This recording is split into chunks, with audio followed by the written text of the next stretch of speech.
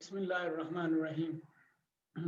जी students, last time हम जो discuss कर रहे थे वो ये था कि हमने एक कैलिब्रेशन कर्व ड्रॉ करना है। कैलिब्रेशन कर्व ड्रॉ करने के लिए हमने एक स्टॉक सॉल्यूशन प्रिपेयर किया है जिसमें हमने सॉलिड ड्रग को डिसॉल्व किया है इन अ सॉल्वेंट। स्टॉक सॉल्यूशन से हमने फिर एक वर्किंग सॉल्यूशन प्रिपेयर किया है। वर्किंग सॉल्यूशन जो है वो है जिसमें से हमने सॉल्यूशन से सॉल्वेंट को ही लिया है, यानी कि एक सॉल्यूशन को लिया है और उसको दूसरे सॉल्यूशन के साथ मिक्स किया है। तो सॉल्यूशन और सॉल्यूशन का मिक्सचर जो सॉल्यूशन होगा वो वर्किंग सॉल्यूशन कहलाएगा। इस वर्किंग सॉल्यूशन को यूज करके हमने फिर आइदर बाय डाइल्यूशन मेथड, जो कोई भी मेथड जिसमें हमने उसको किसी एक स्पेसिफिक डाइल्यूशन मेथड के साथ या सीरियल डाइल्यूशन मेथड से डाइल्यूट किया है, so that we can get some desirable concentrations. तो फॉर एग्जांपल हमने एक नॉर्मल डाइल्यूशन मेथड से 2, 4, 6, 8, 10 डाइल्यूशन, 5 एटलीस्ट 5 डाइल्यूशन आपने बनानी है, उससे ज्यादा बनानी है ताकि आपको पता लगे कि कहाँ तक वो लीनियरिटी देता है। उसके बाद वो कहाँ पे लीनियरिटी नहीं देता, क्योंकि हमने जो मेथड यूज करना है टू एनालाइज, वो मेथड हमारा स्पेक्ट्रोस्कोपिक है, स्पेक्ट्रोस्कोपिक यूवी स्पेक्ट्रोस्कोपिक मेथड है। तो ये बेयर लैम्बर्ट लॉ को फॉलो करता है spectrophotometer. Beer Lambert law applicable है ओनली टू डाइल्यूट सॉल्यूशंस, ये कंसंट्रेटेड सॉल्यूशंस के ऊपर अप्लाई नहीं होता। तो अगर कोई चीज डाइल्यूट सॉल्यूशन पे अप्लाई करती है और कंसंट्रेशन पे नहीं, कंसंट्रेटेड पे नहीं करती, तो इसका मतलब है जब भी ड्रग की कंसंट्रेशन बढ़ती जाएगी किसी एक सॉल्यूशन के अंदर, तो बेयर लैम्बर्ट लॉ फॉलो नहीं भी होगा उसके ऊपर। तो इसलिए हमें काफी डाइल्यूटेड कंसंट्रेशन बनानी पड़ती है, यानी कि अगर हम 1 पार्ट पर 1 पार्ट सॉल्यूशन बनाएं, जो कि हमने कहा 1 ग्राम को 1 लीटर के अंदर डिसॉल्व करके 1 ग्राम को 1 ml में डिसॉल्व कर लें, तो वो हमारा 1 पार्ट बाय 1 पार्ट बनता है, जो कि बहुत कंसंट्रेटेड होता है। तो हमें 1 पार्ट का कोई 1000th पार्ट या 10,000 या फिर 1 लाख पार्ट को लेना है, वो उसका डाइल्यूट सॉल्यूशन कहलाता है। इसलिए हमने फिर ये 2, 4, 6, 8, 10, 12, 14 माइक्रोग्राम पर ml की कंसंट्रेशन बनाई है। अच्छा, ये मैं आपको अभी बताता हूँ कि इसको हमने क्या करना है। ये हमने डाइल्यूशंस बना लिए। जब हम स्पेक्ट्रोफोटोमीटर के पास जाते हैं एनालिसिस करने के लिए, तो स्पेक्ट्रोफोटोमीटर जो है हमारा, वो यूवी स्पेक्ट्रोमीटर सिंगल बीम हो सकता है या डुअल बीम हो सकता है। अगर आपने पहले कभी लेबोरेटरी में, ये इंस्ट्रूमेंटेशन की लेबोरेटरी में, क्वालिटी कंट्रोल की लैब में इसको देखा है, तो आपको बेटर आइडिया होगा कि इसमें 2 सेल्स होते हैं, 2 सेल्स हैं जिनके सामने लेंस लगा हुआ होता है। लेंस से लाइट आ रही होती है, लाइट सोर्स के सामने वो 2 सेल्स लगे हुए होते हैं। फिर उन सेल्स के सामने एक और लेंस लगा हुआ होता है, वो लेंस उससे डाइफ्रैक्टेड लाइट को ऑब्जॉर्ब कर रहा होता है, वो उससे वो रीड कर रहा होता है, उसके सामने डिटेक्टर लगा हुआ होता है। तो लाइट सोर्स, फिर सेल, सेल से फिर एक डिटेक्टर, और फिर उसके बाद उसकी एलईडी जिसपे उसने उसको बताना है कि कितनी ऑब्जॉर्बेंस आई है। ये हमारा स्पेक्ट्रोफोटोमीटर होता है। सिंगल बीम में एक ही सेल होता है जिसमें से गुजर के जाती है बीम। डुअल बीम में 2 बीम्स होती हैं, 2 सेल्स होते हैं, तो 2 लाइट सोर्स, उनमें से लाइट गुजारते हैं। तो हमारे पास डुअल बीम है, डबल बीम है। नॉर्मली डबल बीम ही यूज किया जाता है, क्योंकि हमने किसी एक स्टैंडर्ड रेफरेंस सॉल्यूशन के अगेंस्ट इसको कंपेयर करना होता है। रेफरेंस जिसमें वो ड्रग नहीं होती और जो हमारा सैंपल होता है उसमें वो ड्रग एग्जिस्ट करती है, तो उसके अगेंस्ट हमने कंपेयर करना होता है, इसलिए हम डुअल बीम यूज करते हैं। अच्छा, स्पेक्ट्रोफोटोमीटर में एक लिड होता है जो कि सैंपल होल्डर के ऊपर लगा होता है। लिड हम ओपन करते हैं तो हमें 2 सेल नजर आएंगे वहां पे। ये जब आप आएंगे लैब में तो आपको फिर वहां पे बताया जाएगा कि ये हमने कैसे परफॉर्म करना है। तो 2 लिड खोलेंगे तो 2 सेल होंगे। अब हमारे पास क्यूवेट्स होती हैं जो उन सेल्स के अंदर फिक्स होती हैं। तो ग्लास की क्यूवेट होती है हमारे पास, प्लास्टिक की भी आजकल अवेलेबल है। उसकी 5 ml कैपेसिटी होती है, 3 ml टू 5 ml कैपेसिटी होती है उस ग्लास क्यूवेट की।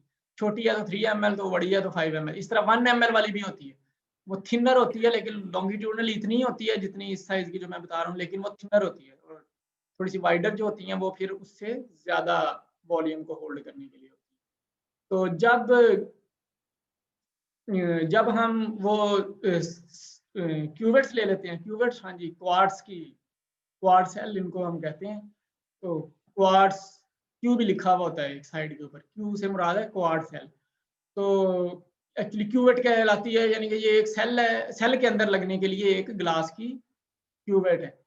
तो जब हम क्वार्ट्ज क्यूबट ले लेंगे फॉर एग्जांपल, तो इसमें हमने सैंपल वेट ऐड करना है। तो जो हमने डाइल्यूशंस बनाई हैं जिनका हमने एनालिसिस करना है, वो हम एक क्यूबट में डालेंगे, और जिस सॉल्वेंट से हमने ये डाइल्यूशन बनाई है, प्लेन सॉल्वेंट, यानी कि वो एक बफर है, for example 6.8 pH phosphate buffer है, तो उसको हमने दूसरी क्यूबट में डाल देना है। 2 क्यूबट्स हैं, एक में हमने प्लेन फॉस्फेट बफर डाल दिया और एक में हमने जो हमारा सैंपल है वो डाल दिया।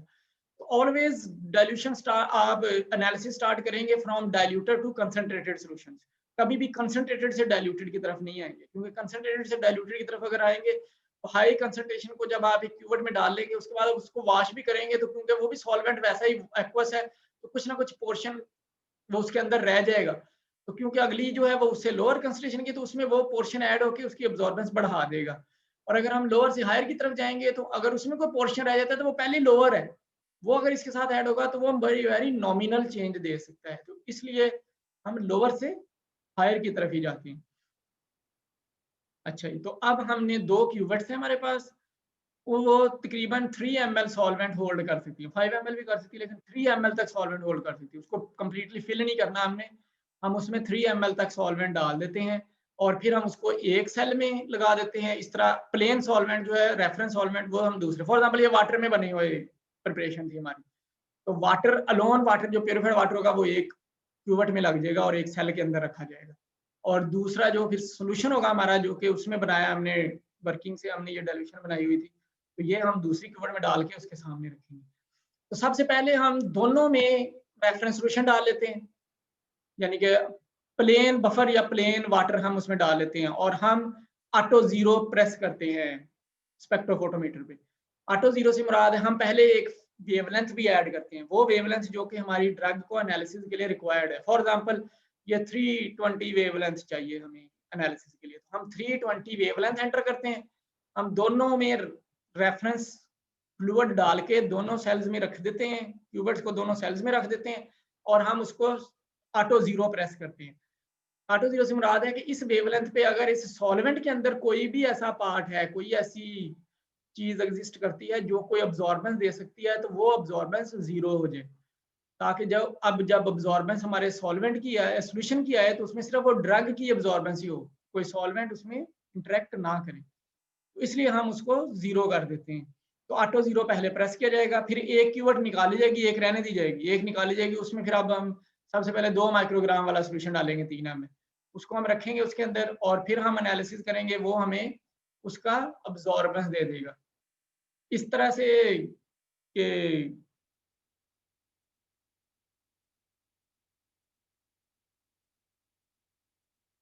अच्छा, वेवलेंथ जो है वो एक्चुअली ड्रग की वेवलेंथ है, वो स्टैंडर्ड है कि ड्रग किस वेवलेंथ के ऊपर अब्जॉर्बेंस देता है, या वो डिटेक्ट किया जा सकता है बाय यूवी डिटेक्टर और बाय इंफ्रारेड डिटेक्टर और बाय एनी अदर जो विजिबल डिटेक्टर, कोई भी डिटेक्टर से वो किस वेवलेंथ के ऊपर इस ड्रग को डिटेक्ट किया जा सकता है मैक्सिमली, ये मैक्सिमम वेवलेंथ कहलाती है, ये स्टैंडर्ड है। ये आप खुद से भी डिटरमिन कर सकते हैं, और आपको ये फार्माकोपिया में या पेपर्स में से भी मिल जाएगी। तो आपने वो वहां से फार्माकोपिया से ली है, पेपर से ली है, या खुद से भी डिटरमिन की है, वो आपको मैं बता दूंगा वहां जब मेथड आप करेंगे। खुद से भी डिटरमिन किया तो आप वो जो वेवलेंथ आप फाइंड कर लें या वो जो सर्च कर लें, वो वेवलेंथ आपने तो एंटर कर दी है, तो वेवलेंथ तो एक स्टैंडर्ड पैरामीटर हो गया। अब आपने यहाँ पे उस वेवलेंथ के ऊपर ऑटो जीरो किया दोनों क्यूबट्स में सॉल्वेंट डाल के। अब आपने एक क्यूबट निकाली, उसमें आपने वो डाइल्यूशंस जो आपने पहले प्रिपेयर की हैं उसमें सबसे कम कंसंट्रेशन वाली डाइल्यूशन, नॉन कंसंट्रेशन है ना, आपको पता है कि उसकी कंसंट्रेशन कितनी है, क्योंकि आपने बनाई है, वो आपने स्टॉक लिया था, उससे आपने वर्किंग लिया था, वर्किंग से आपने फिर ये डाइल्यूशन बनाई है, आपको उसकी कंसंट्रेशन का आइडिया है। तो नॉन कंसंट्रेशन का जो सोल्यूशन है, यानी कि फॉर एग्जांपल वो 2 माइक्रोग्राम पर ml का नॉन कंसंट्रेशन का सोल्यूशन है, उसको आपने ऐड किया एक क्यूबट के अंदर, उसमें से सॉल्वेंट पहला निकाला और उसको रिप्लेस किया विद 2 माइक्रोग्राम पर ml कंसंट्रेशन की डाइल्यूशन के साथ। उसकी अब हमने अब्जॉर्बेंस ली, अब हमने उसको रन प्रेस किया, तो उसने उसकी अब्जॉर्बेंस वैल्यू दी, वो अब्जॉर्बेंस वैल्यू हमने राइट कर ली। तो फॉर एग्जांपल जो अब्जॉर्बेंस वैल्यू है वो हमने राइट की, तो वो एक एक्सेल के ऊपर लिख ली। तो मैंने पैरासीटामोल ड्रग का स्टॉक सोल्यूशन बनाया था, उससे मैंने डाइल्यूशंस बनाई जो कि 2 माइक्रोग्राम, 4 माइक्रोग्राम, 6 माइक्रोग्राम, 8 माइक्रोग्राम और 10 माइक्रोग्राम की थी। ये मैंने 5 बना ली उसकी डाइल्यूशंस। इसमें से पहले मैंने 2 वाली लगाई स्पेक्ट्रोफोटोमीटर के अंदर, तो उसने जो अब्जॉर्बेंस दी वो 0.148 दी, वो मैंने यहाँ राइट कर ली। फिर मैंने वो निकाल दी, रिंस की, एक दफा वॉश किया, मैंने दूसरी डाल दी जो कि 4 माइक्रोग्राम वाली थी। अब उसको मैंने रखा, मैंने फिर रन प्रेस किया तो उसने अब्जॉर्बेंस दी वो 0.257 दी। इस तरह फिर मैंने वो भी निकाल दी, फिर मैंने 6 वाली, फिर मैंने वो भी निकाल दी 8 वाली, इस तरह 10 वाली, इन सबको किया तो उनकी कोई अब्जॉर्बेंस जो वैल्यू आई वो मैंने यहाँ पे राइट कर ली। तो मेरे पास कंसंट्रेशन के अगेंस्ट अब्जॉर्बेंस आ गई है। इसी तरह से फिर क्योंकि सेम सॉल्वेंट से, अब 2 सॉल्वेंट से हमने किया हुआ था जो पार्टीशन कोएफिशिएंट का फिनोमेना, एक हमारे पास ऑर्गेनिक सॉल्वेंट था और एक हमारे पास एक्वस सॉल्वेंट था। अब अगर हमने ये जो कंसंट्रेशन बनाई है ये हमने एक्वस सॉल्वेंट में बनाई है, वही वाला एक्वस सॉल्वेंट अगर यहाँ पे था तो ये वही वाला ऑटो जीरो यूज हो जाएगा इसकी कंसंट्रेशन फाइंड करने के लिए, जो सैंपल हम लेके आए हैं वहां से। तो सैंपल को अब हम उस क्यूबट में डाल देंगे और अब हम उसकी अब्जॉर्बेंस लेंगे, वो फॉर एग्जांपल 0.218 आ गई, जस्ट फॉर एग्जांपल ये इतनी आ गई। ये मैंने ऐसे ही आपको समझाने के लिए लिखा है। और फिर हम जो ऑर्गेनिक सॉल्वेंट है पहले उससे ऑटो जीरो करेंगे, पहले दोनों कीवर्ड्स में ऑर्गेनिक सॉल्वेंट डालेंगे, ऑटो जीरो प्रेस करेंगे, जीरो हो जाएगा। अब हम उनमें से एक कीवर्ड निकालेंगे, उसके अंदर हम वो ऑर्गेनिक वाला पोर्शन 3 ml डाल देंगे और फिर हम उसकी अब्जॉर्बेंस नोट करेंगे। वो जो अब्जॉर्बेंस आएगी, फॉर एग्जांपल वो 0.986 अब्जॉर्बेंस आ गई, वो हम अब्जॉर्बेंस नोट करेंगे। ये हमने स्पेक्ट्रोफोटोमीटर के ऊपर एनालिसिस किया है। जब हम ये स्पेक्ट्रोफोटोमीटर के ऊपर ये वाला एनालिसिस एक दफा कर लेंगे तो उसके बाद फिर हमने उसका एक कर्व ड्रा करना है। तो अब्जॉर्बेंस को हमने प्लॉट करना है अगेंस्ट द कंसंट्रेशन। तो वो अगर स्ट्रेट लाइन आती है तो स्ट्रेट लाइन से मुराद है कि हमारा कैलिब्रेशन कर्व ठीक है, अगर वो स्ट्रेट लाइन नहीं आती तो कैलिब्रेशन कर्व ठीक नहीं है। उसके ऊपर हम एक ट्रेंड लाइन, ये मैं आपको करके दिखाऊंगा, ट्रेंड लाइन लगाएंगे। अगर ट्रेंड लाइन लगाने से उसके ऊपर हम रिग्रेशन की वैल्यू भी लिखेंगे कि ये इनका रिलेशनशिप, रिग्रेशन दोनों के रिलेशनशिप से आता है, आर स्क्वायर इसको कहते हैं। ये कोफिशिएंट होता है रिग्रेशन वैल्यू का, रिग्रेशन कोफिशिएंट। तो वो अगर 1 के राउंड अबाउट आता है, 1 या 0.991 होता है, 0.999 एक्चुअली 1 होता है, तो वो आता है तो इसका मतलब है वो लीनियरली कोरिलेट करती है। अगर ये उससे जरा कम आता है तो एटलीस्ट 0.99 जरूर होना चाहिए, यानी कि 2 9 जरूर होनी चाहिए। अगर 2 9 से कम है, 0.96 है, 0.98 है, 0.97 है, 0.96 है, तो वो स्टैंडर्ड कैलिब्रेशन कर्व के लिए वो लीनियरिटी नहीं कहलाती। इसकी लीनियरिटी के लिए 0.999 होना जरूरी है या एटलीस्ट 0.99 होना जरूरी होता है, उससे आगे कोई भी डिजिट हो सकता है। तो उस अगर वो इतनी रिग्रेशन है तो हम उसको यूज कर सकते हैं, अदरवाइज फिर हम एक्सपेरिमेंट रिपीट करेंगे, कैलिब्रेशन कर्व दोबारा से करेंगे, वर्किंग सॉल्यूशन से दोबारा डायल्यूशंस बनाएंगे और फिर हम उसको दोबारा से एनालाइज करेंगे।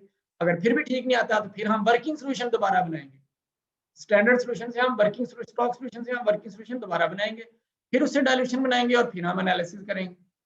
और अगर फिर भी ठीक नहीं आता तो फिर हम स्टॉक सॉल्यूशन दोबारा बनाएंगे, स्टॉक सॉल्यूशन दोबारा बना के उसमें से फिर वर्किंग सॉल्यूशन बनाएंगे, फिर वर्किंग सॉल्यूशन से हम डायल्यूशन बनाएंगे। और अगर फिर ठीक नहीं आता तो फिर हम दोबारा वर्किंग सॉल्यूशन से नहीं डायल्यूशन बनाएंगे। तो ये काम चलता रहेगा। तो उम्मीद होती है कि ये पहली दफा ठीक हो जाता है या दूसरे स्टेप के ऊपर ठीक हो जाता है। जो ठीक नहीं आती वो दोबारा जब डायल्यूशन बनाई जाती है वो दोबारा में ठीक आ जाती है। तो ट्रिप्लिकेट में रीडिंग लेते हैं, 3 दफा हम ये काम करते हैं एक ही डायल्यूशन के साथ। ट्रिप्लिकेट में रीडिंग लेके उसका एवरेज लिया जाता है, फिर उसको ड्रॉ किया जाता है। तो उसके ऊपर एक इक्वेशन आ जाती है जो कि y = mx + b होती है, ये स्ट्रेट लाइन इक्वेशन कहलाती है। ये आ जाती है, इसमें y जो है वो y एक्सिस का इंटरसेप्ट है जब आप वो लाइन ड्रॉ करेंगे। y यानी कि y इंटरसेप्ट नहीं है, y जो है वो y की वैल्यू है जिसके ऊपर आपने मेजर करनी है x की वैल्यू, या x की वैल्यू पे आपने y की वैल्यू मेजर करनी है। तो m जो है वो स्लोप है, जो कर्व का स्लोप होगा, और b जो है वो इंटरसेप्ट है। b जो है वो y के ऊपर जहां पे टच करती है वो लाइन, वो उसका b कहलाता है, y इंटरसेप्ट कहलाता है। अच्छा, इसको यूज करके हम फिर अपना वो स्पेक्ट्रोफोटोमेट्रिक मेथड लेके उसमें अब हम अपने सैंपल लगाएंगे, यानी कि हमने एक्वस सैंपल भी लगाया, हमने जो हमने पार्टीशन कोएफिशिएंट के लिए लिए हुए थे, और फिर हम कैलिब्रेशन कर्व की हेल्प से उसमें से कंसंट्रेशन फाइंड करेंगे, वो मैं आपको अभी बताता हूँ। तो नॉर्मली अगर हम सैंपल को लगाएं और उसकी अब्जॉर्बेंस जो है वो उसकी वैल्यू कंसंट्रेटेड सॉल्यूशन वाली आ रही हो, बियर लैम्बर्ट लॉ के मुताबिक कंसंट्रेटेड सॉल्यूशन वो है जिनकी वैल्यू 1 या इससे बियॉन्ड आती है, इससे ज्यादा आती है, अब्जॉर्बेंस की वैल्यू 1 या इससे ज्यादा आती है, तो वो कंसंट्रेटेड सॉल्यूशन कहलाती है। अगर हमने अब्जॉर्बेंस ली और उसकी वैल्यू 1 से ज्यादा आ रही है, इट मींस कि हमारा ये कंसंट्रेटेड सॉल्यूशन है, जो हमने पार्टीशन कोएफिशिएंट से लिया हुआ सॉल्यूशन है। तो इसका मतलब हमें उसको डाइल्यूट करना है। तो पहले हम 10 टाइम डाइल्यूट करते हैं, यानी कि 1 ml उसका लेके 10 ml उसी सॉल्वेंट में, यानी कि हमने ऑक्टानॉल लिया हुआ था तो 1 ml ऑक्टानॉल वाले में से लेके प्लेन ऑक्टानॉल 9 ml में डाल देंगे, तो ये 10 ml डाइल्यूशन हो जाएगी, 10 टाइम डाइल्यूशन हो जाएगी। अगर इसको हम 100 टाइम करते हैं तो हम इसको 1 ml को 100 ml वॉल्यूम मेकअप कर लेंगे, तो ये हमारी 100 टाइम डाइल्यूशन हो जाएगी। तो इतना ज़्यादा वॉल्यूम ज़रूरी नहीं होता, 10 ml ही, तो हम 0.1 ml ले लेते हैं, यानी कि माइक्रो पिपेट से हम 0.1 ml ले लेते हैं 100 माइक्रोलीटर। तो वो लेके हम उसको 100 ml कर लेते हैं और 10 ml कर लेते हैं, तो वो हमारी 100 टाइम डाइल्यूशन हो जाती है। तो हम सॉल्यूशन की पहले एक दफ़ा वे चेक करके हमें पता लग जाता है कि इतनी ड्रग की कंसंट्रेशन आ रही है, तो हम कितना डाइल्यूट करें। तो हम उसको 10 या 100 टाइम डाइल्यूट करके फिर हम लगाते हैं। और ज़रूरी है इसको भी लगाने से पहले फ़िल्टर किया जाए, फ़िल्टर किया जाता है, फ़िल्ट्रेट को हम एनालिसिस के लिए यूज़ करते हैं। And now we will actually move to that analysis again. उसमें हमने कहा कि जब हमने कुछ स्टैंडर्ड सॉल्यूशन बनाए हुए थे, उनकी कंसंट्रेशन थी और उसकी हमने अब्जॉर्बेंस ले ली, तो इसको हमने अब कर्व ड्रा करना है। इसका हमने एक कर्व ड्रा करना है जिसको हम कैलिब्रेशन कर्व कहेंगे। तो ये एक्सेल की शीट है। तो माइक्रोसॉफ्ट एक्सेल में अगर आप इंसर्ट के टैब में जाएं, ये पहला फाइल का है, दूसरा होम का है, तीसरा इंसर्ट का है। तो इसमें एक सेक्शन है जो कि चार्ट का सेक्शन है। तो इसमें आप चार्ट बना सकते हैं, यानी कि रिलेशनशिप चार्ट बना सकते हैं। इसमें से एक चार्ट जो है वो स्कैटर चार्ट कहलाता है। ये वाला पोर्शन स्कैटर चार्ट का है। स्कैटर चार्ट से मुराद है कि इसमें स्कैटर्ड पॉइंट्स जो आपके हैं दो के, वो एग्जिस्ट करते हैं, वो आप ड्रा कर सकते हैं लाइन की फॉर्म में या बबल की फॉर्म में, या विदाउट लाइन भी ड्रा कर सकते हैं। तो किसी एक तरीके से आप इसको ड्रा कर सकते हैं। तो स्कैटर में ये होगा कि हम अपनी लाइन ऊपर लगा देंगे अगर हम स्कैटर चूज करेंगे, यानी कि विदाउट लाइन ये वाला ग्राफ अगर मैं हम चूज करेंगे तो ये वाला ग्राफ विदाउट लाइन होगा। तो ये हमें ग्राफ इस तरह ड्रा कर देगा ये नीचे। तो सबसे पहले हमें ड्रा करने के लिए उसको सिलेक्ट करना है जिस पोर्शन का हमने कर्व ड्रा करना है। तो मैंने ये सिलेक्ट कर लिया है कंसंट्रेशन अगेंस्ट अब्जॉर्बेंस। अब मैं इंसर्ट में हूँ, मैं स्कैटर चार्ट में गया, तो मैंने ये वाला इसके ऊपर लेके आया, तो ये नीचे आपको चार्ट नजर आ रहा है, मैंने इसको क्लिक कर दिया। क्लिक करने से ये एक चार्ट बन गया है। ये जो चार्ट है वो बता रहा है एक एक्सिस के ऊपर उसने ये 0, 2, 4, 6, 8 ये एक्स है, ये जो पर्पल लाइन है ये एक्स एक्सिस की है, और ये जो ग्रीन लाइन है, येलो लाइन है, ब्लू लाइन है, ये हमारी वाई एक्सिस की है। तो वाई एक्सिस इधर ये अब्जॉर्बेंस पे आया है, और रेड इंडिकेट होता है हमेशा वाई एक्सिस। तो जब वाई जो भी बोलेगा वो रेड इंडिकेट करे। तो एक्स पे ये और वाई पे ये आ गया। तो ये अब्जॉर्बेंस एक्चुअली नेम कोई भी आप दे सकते हैं, इसको मैं इसको हटा देता हूँ। अब हमने क्या करना है, सबसे पहले हमें इसको लेबल करना है कि हमें पता है कि ये वाला जो है वो कंसंट्रेशन है और ये हमारी अब्जॉर्बेंस है। एक्स एक्सिस कंसंट्रेशन है और वाई एक्सिस अब्जॉर्बेंस है। तो आप ये प्लस का साइन अगर दबाएंगे यहाँ से, तो वो आपके चार्ट के एलिमेंट्स खुल जाएंगे। इसमें एक्सिस के टाइटल खुल जाएंगे। आप एक्सिस के टाइटल में अगर साइड पे क्लिक करेंगे तो हॉरिजॉन्टल एक्सिस आ रहा है और वर्टिकल एक्सिस आ रहा है। आप दोनों हॉरिजॉन्टल और वर्टिकल क्लिक कर लेंगे तो फिर आप इनका नाम लिख सकते हैं, यानी कि फॉर एग्जांपल ये एक्सिस का टाइटल जो है, यहाँ पे हमारा कंसंट्रेशन है, और कंसंट्रेशन भी जो है वो माइक्रोग्राम पर ml है, और यहाँ पे जो हमारा टाइटल है वो एब्जॉर्बेंस है। तो वहां पे मैंने अब्जॉर्बेंस लिख लिया। तो ये हमारे पास एक ग्राफ नजर आ रहा है जिसमें कंसंट्रेशन अगेंस्ट अब्जॉर्बेंस है। इसी तरह सिमिलरली एक हमने इसके ऊपर ट्रेंड लाइन ड्रा करनी है, तो वो भी प्लस के बटन में मैं गया तो ये एक ट्रेंड लाइन का ये पोर्शन एग्जिस्ट करता है। मैंने इसको अगर क्लिक किया तो ये लीनियर, एक्सपोनेंशियल, ये सारा बता रहा है, लेकिन हमें कुछ और भी इसके ऊपर चाहिए, तो हम मोर ऑप्शन में जाएंगे।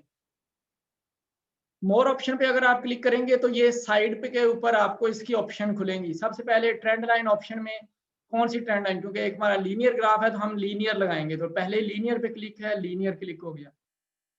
इसके बाद ये जो बता रहा है कि आपने इंटरसेप्ट सेट करना है 0 पे, तो ये लाइन 0 की तरफ आएगी, क्योंकि हमने तो y इंटरसेप्ट फाइंड करना है, क्योंकि क्वेश्चन हमने कहा y is equal to mx plus b है, तो हमने y इंटरसेप्ट वहां से फाइंड करना है कि ये कहाँ पे जाके इंटरसेप्ट करता है, तो इसलिए हमने इंटरसेप्ट सेट नहीं करना, लेकिन हमें इक्वेशन चाहिए। तो आर स्केयर जो इक्वेशन है y is equal to mx plus b, वो हमें डिस्प्ले चाहिए, तो हमने इसको क्लिक कर दिया। इस तरह हमें आर स्केयर की वैल्यू भी चाहिए, तो वो भी हमने क्लिक कर दी, तो ये दोनों इसके ऊपर लिख देगा। ये जो बॉक्स में उसने इनकी वैल्यूज लिख दी, तो आप देख सकते हैं इनकी वैल्यू जो है y, किसी भी y की एक वैल्यू के ऊपर अगर स्लोप जो है वो पॉइंट, इस इक्वेशन का 0.0509 है, x जो कि x की वैल्यू है उसके रेस्पॉन्स में y, और y के रेस्पॉन्स में वो x की वैल्यू आएगी, और b जो है वो 0.0505 है। तो ये हमें फाइंड हो गया। यहां से अब हम कैलकुलेट कर सकते हैं किसी भी अननोन कंसंट्रेशन को, इसको यूज करके। अच्छा, आर स्केयर मैंने आपको बताया था, आर स्केयर अगर 999 आ रहा है तो ये 1 कहलाएगा और आपका ग्राफ लीनियर कहलाएगा।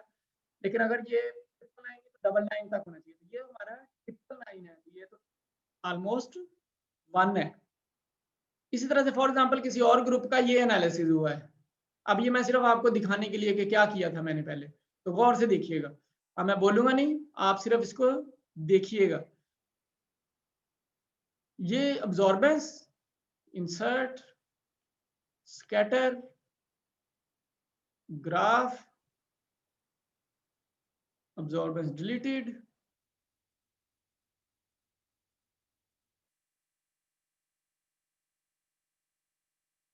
Plus sign, axis title, primary and horizontal and vertical. In vertical absorbance, in horizontal its concentration microgram per ml. In the plus section we will go to trend line, more option, linear trend line, display equation on the chart, display R square on the chart. Here the R square value is actually 0.4999, so most accurate than the first one. तो अगर ये value इतनी है तो it means कि हमारा linear relationship है, अगर इतनी वैल्यू नहीं है तो ये हमारा लीनियर रिलेशनशिप नहीं कहलाएगा।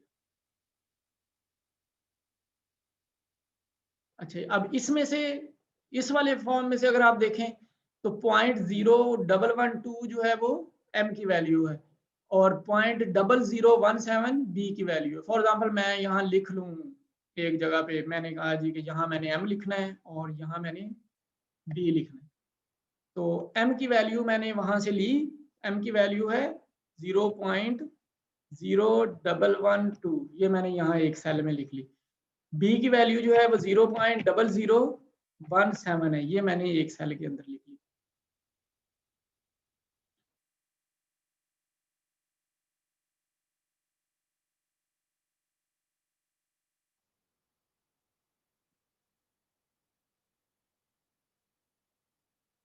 अच्छा, स्क्रीन विजिबल नहीं है सबको?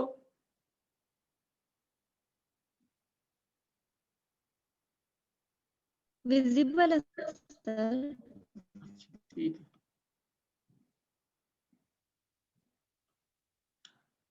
अच्छा जी, तो जिसको नहीं नजर आ रही उसके इंटरनेट का कोई प्रॉब्लम है?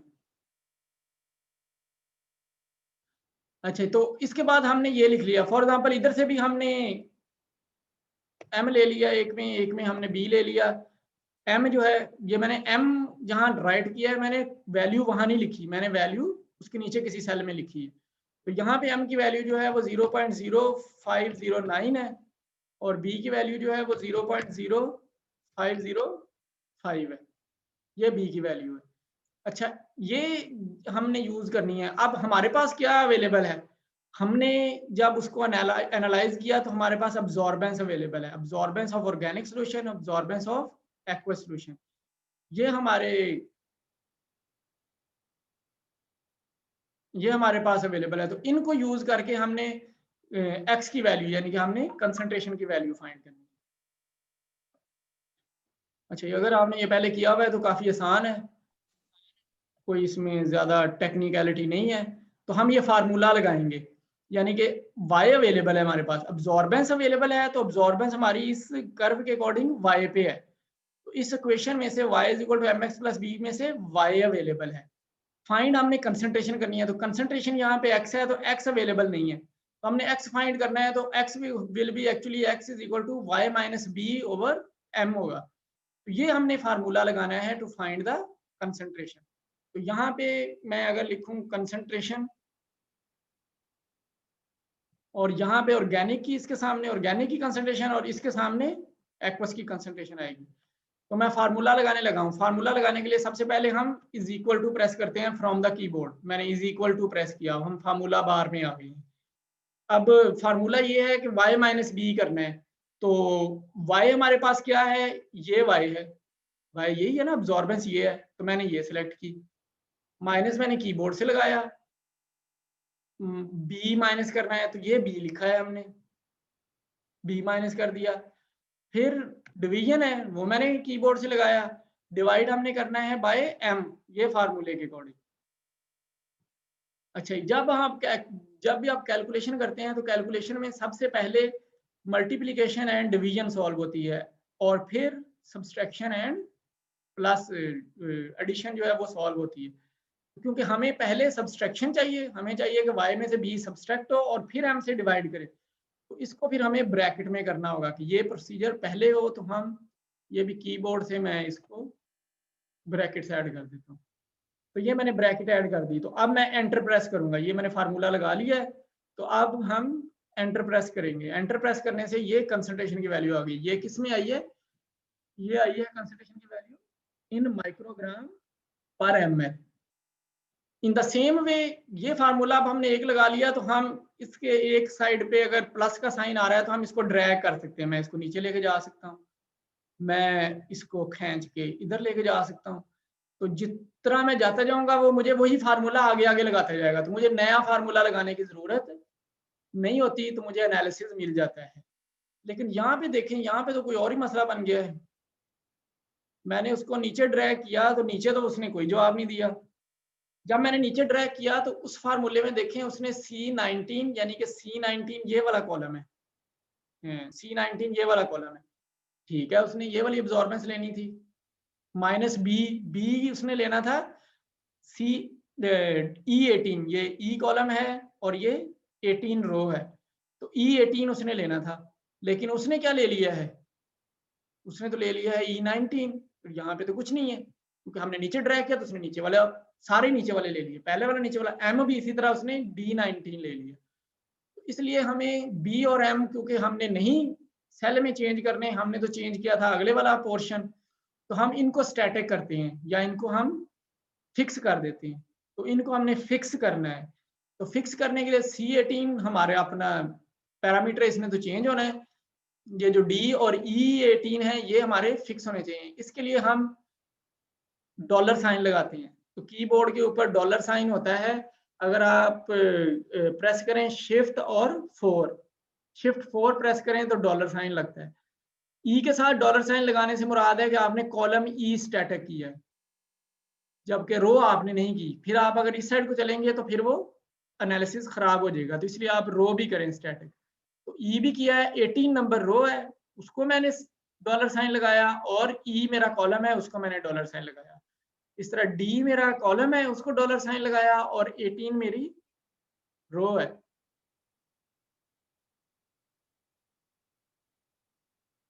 इसको मैंने डॉलर साइन लगाया। अब मैंने एंटर प्रेस किया तो जवाब तो वही है 18.37 माइक्रोग्राम पर एमएल। लेकिन अब मैं इसको अगर ड्रैग करूंगा नीचे तो पहले वो डिवीजन 0 यानी कि वो कह रहा है एरर है, लेकिन अब मैंने किया तो ये एरर नहीं आया। अब उसने कैलकुलेट करके दिया, ये आया है 3.29076। अब लॉग पी अब हमने फाइंड करनी थी, तो ये रेशो है, तो मैंने इज इक्वल टू प्रेस किया, ये डिवीजन है, इसको हमने डिवाइड करना है विद दिस वन, और इनका हमने लेना है लॉग। तो पहले ब्रैकेट लगा ले हम, ताकि पहले वो डिवाइड कर ले फिर वो लॉग ले ले। तो हमने यहाँ पे ये लिया जा सकता है, इधर से अगर आप इसको खोलेंगे तो आप यहाँ से सारे फंक्शन फाइंड कर सकते हैं, तो यहाँ से आप लॉग भी ले सकते हैं।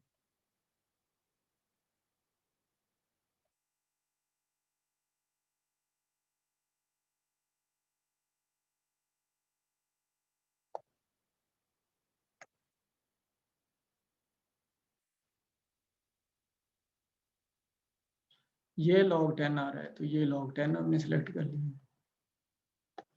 वो आगे कह रहा है log 10 नंबर लिखें, तो नंबर एक्चुअली हमारे पास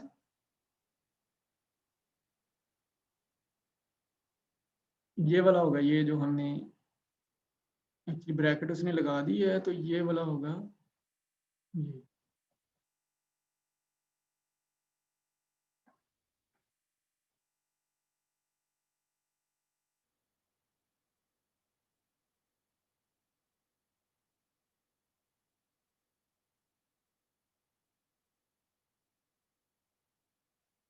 तो जब हमने उसको एंटर किया तो ये log 10 की वैल्यू आ गई है। तो अगर मैं इसी को करूं तो वो नहीं, ये तो हम नहीं करना। तो ये log की वैल्यू आ गई। अगर ये सिमिलरली हमने दूसरा एक्सपेरिमेंट करना है, जो हमने दूसरे से किया था, तो वो दूसरे में मैंने करना है, तो वो आप जरा देखिएगा। फार्मूला लगाने के लिए इज इक्वल टू प्रेस किया, ये मेरे पास जो है वो y की वैल्यू है। सबसे पहले मैंने ब्रैकेट से शुरू किया, फिर मैंने y प्रेस किया, माइनस ये वाली जो है मेरी b की वैल्यू है, फिर मैंने ब्रैकेट बंद की, डिवीजन का साइन लगाया, और ये मेरी m की वैल्यू है। इससे पहले कि हमें आगे जाऊं तो ये हमें फिक्स करना है, तो मैंने डॉलर साइन विद कॉलम लगाया, डॉलर साइन विद रो लगाया of both b and m। मैंने अपनी y की वैल्यू के साथ नहीं लगा रहा, b और m के साथ। इसको मैंने एंटर प्रेस किया तो ये मेरी कंसंट्रेशन आई है, और इसको फिर मैंने नीचे ड्रैग किया तो ये मेरी वाटर में कंसंट्रेशन आई है। इसी तरह मैंने फिर log 10 लिया,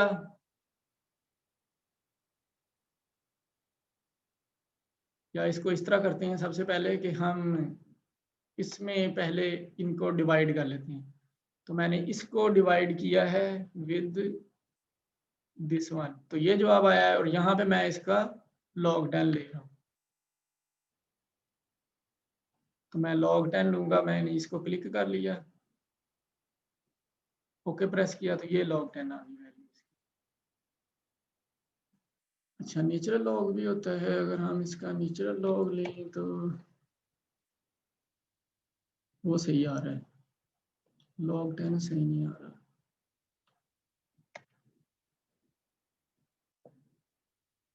अच्छा, ये नेचुरल लॉग ले लें आप।